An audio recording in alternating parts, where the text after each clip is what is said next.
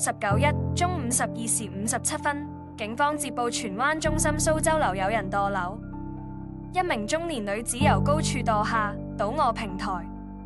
救援人員到場證實她當場不治，警方隨後聯絡到死者家人，正了解其尋死原因。據悉，死者有情緒病。